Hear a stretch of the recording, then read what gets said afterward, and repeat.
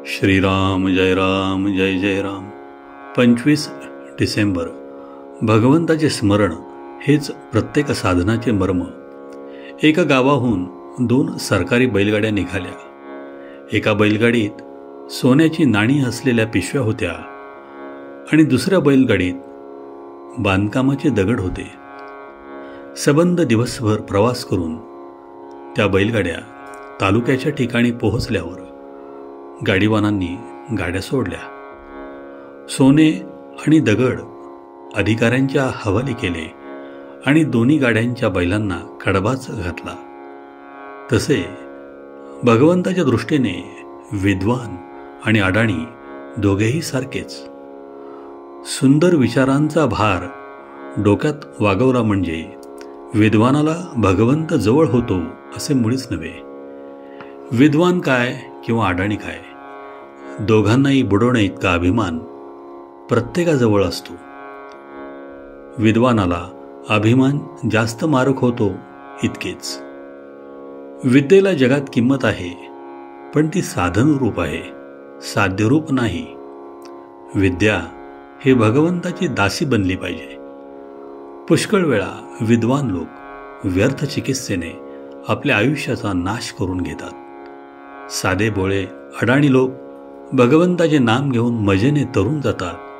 पण हे विद्वान लोक भगवंत कसा आहे, त्याचे गुण काय आहेत, त्याचा आणि आपला संबंध काय आहे, त्याचे नाम त्याच्यापर्यंत पोहोचते की नाही, नामाची सुरुवात केव्हापासून झाली, नाम कोणत्या वाणीने घ्यावे इत्यादी गोष्टींची चिकित्सा करीत बसतात. आणि ती इतकी करतात की शेवटी आयुष्याचा अंतकाल येतो आणि नामाची चिकित्सा तेवढी पदरात पडते. नाम घेण्याचा आनंद मिळत नाही. म्हणून शहाण्या विद्वानाने चिकित्सा करायचीच तर नाम घेत करावी. ज्याच्या अंगी मीपणा आहे त्याने चूक केली तर भगवंत त्याचे प्रायश्चित्त देतो. पण ज्याच्या अंगी मीपणा नाही, त्याच्या हातून चूक घडली तर भगवंत ती सांभाळून घेतो.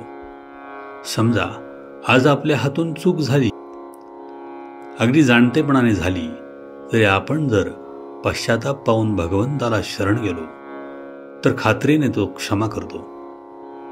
आपण आपले मागले घडलेले सर्व भगवंताला अर्पण करावे, मग पुढची जबाबदारी त्याच्यावर पडते.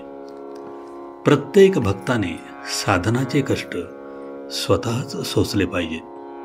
कितीही मोठा गुरु असला तरी त्या बाबतीत तो काही करू शकत नाही. फार तर त्या कष्टाची त्याला जाणीव होऊ देणार नाही. आपले मन आपणच आवरले पाहिजे आणि आपल्या वृत्तीला आपणच वळवले पाहिजे. साधन करीत असताना येणाऱ्या अवस्था आपण शांतपणे सोसल्याच पाहिजेत. भगवंताकडे जायची साधने पुष्कळ आहेत. इतर साधनांचे कष्ट करून जे साधते तेच थोडे नाम घेतल्याने साधते. पण नामावर तशी श्रद्धा मात्र पाहिजे.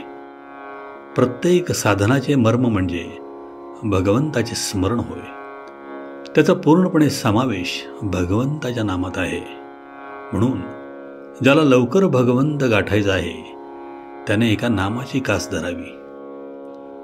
आजचे बोधवचन. नामाबद्दलच्या सर्व शंका नाम घेत गेल्याने आपोआप नाहीशा होतात. श्रीराम जय राम जय जय राम.